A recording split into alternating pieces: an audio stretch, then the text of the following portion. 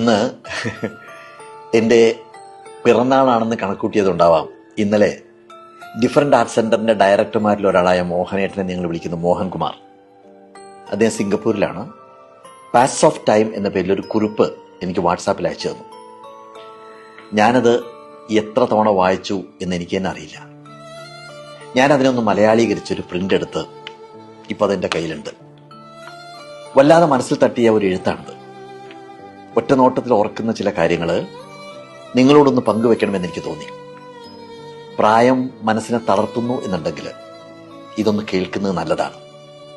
കാലം നമ്മളെ മായ്ച്ചു കളയുകയല്ല, നമ്മുടെ മനോഭാവത്തെ പതുക്കെ പതുക്കെ മാറ്റിമറിച്ചു കൊണ്ടിരിക്കുകയാണെന്ന് മനസ്സിലാക്കാൻ ഇതൊന്ന് ഓർമ്മയിൽ സൂക്ഷിക്കുന്നത് നല്ലതാണ്.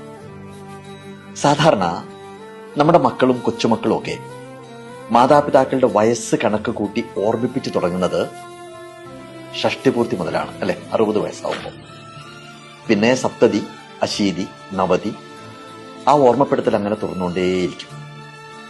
നിങ്ങൾക്ക് ഈ ഭൂമി വിട്ടുപോകാൻ ഇനി അധിക ദൂരമില്ല എന്നതിന്റെ ഓർമ്മിപ്പിക്കലാണത്. ഇനി ഞാൻ ഈ എഴുത്തിലേക്ക് വരാം. ഞാൻ ചില പോയിന്റ്സ് കുറിച്ച് വെച്ചിട്ടുണ്ട്. 60 വയസ്സ്, 60 ആവുമ്പോൾ ഒരാൾ അകൽച്ചയുടെ സൂക്ഷ്മത പതുക്കെ പതുക്കെ അനുഭവിച്ചു തുടങ്ങും.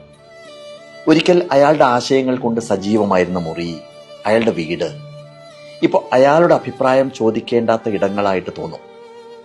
ഇതിനകത്ത് വിഷമിക്കാനൊന്നുമില്ല. അത് ജീവിതത്തിന്റെ ഒരു താളമാണ്. നമ്മുടെ സംഭാവനകൾ ഇത്രയും കാലം ആരുടെയൊക്കെയോ ഹൃദയങ്ങളിലും മനസ്സുകളിലും നാം പതിച്ചിട്ടതിന്റെ ബാക്കിപത്രമാണ് എന്ന് തിരിച്ചറിയേണ്ട കാലത്തിലേക്ക് നമ്മൾ കടന്നു എന്നർത്ഥം. അത്രയേ ഉള്ളൂ, അത്രയേ അതിന് കാണാവൂ. ഇനി 70 വയസ്സാണ്. 70 ആകുമ്പോഴേക്കും സമൂഹം തന്നെ മറന്നു പോകുന്നുണ്ടോ എന്ന് തോന്നി തുടങ്ങും. പുതിയ തലമുറ നമ്മൾ എന്തായിരുന്നു എന്നൊന്നും അംഗീകരിക്കാത്തൊരു കാലത്തിലേക്ക് കിടക്കുകയാണ്. അത് പരാജയമൊന്നുമല്ല, അതിനൊരു തരം മോചനമായിട്ട്, ഒരു തരം സ്വാതന്ത്ര്യമായിട്ട് കാണാൻ പഠിക്കുന്നിടത്താണ് നമുക്ക് മനസ്സമാധാനം കിട്ടുക. നമ്മുടെ ഉള്ളിലേക്ക് തന്നെ നോക്കാനും അഹംഭാവമൊക്കെ മാറ്റിവെച്ച് ഒരുതരം ശാന്തതയിലേക്ക് മാറി തുടങ്ങാനുള്ള സമയമാണത്. അതിനെ ഒരുതരം അനുഗ്രഹമായിട്ട് കാണാൻ കഴിഞ്ഞാൽ നമുക്ക് രക്ഷപ്പെടാം.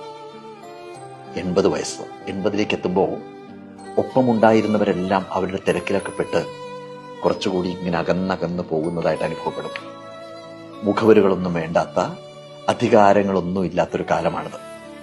പക്ഷേ അത് ചില തിരിച്ചറിവുകൾ നേടുന്ന കാലം കൂടിയാണെന്ന് തിരിച്ചറിയാൻ പറ്റണം.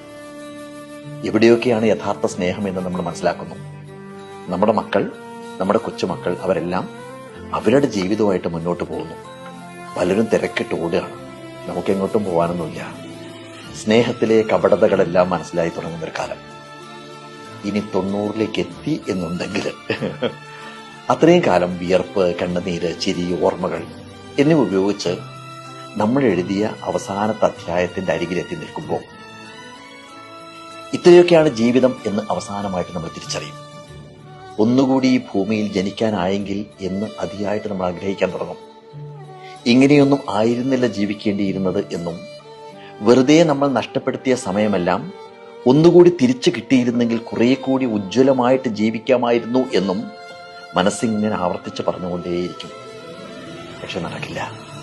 അതുകൊണ്ട് ഇപ്പോൾ ഇവിടെ ശ്വാസമുള്ളിടത്തോളം, ഊർജമുള്ളിടത്തോളം, ഹൃദയം മിടിക്കുന്നിടത്തോളം തീവ്രമായിട്ട് ജീവിക്കുക.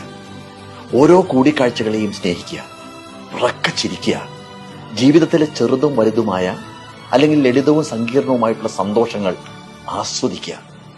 ഒരു പൂന്തോട്ടത്തിലെ ചെടികളെ പരിപാലിക്കുന്നത് പോലെ പരമാവധി സൗഹൃദങ്ങൾ ഇങ്ങനെ വളർത്തിയെടുക്കുക. കാരണം അവസാനം അവശേഷിക്കുന്നത് ഉണ്ടാക്കിയ പണമോ നേട്ടങ്ങളോ സ്ഥാനങ്ങളോ ഒന്നുമല്ല.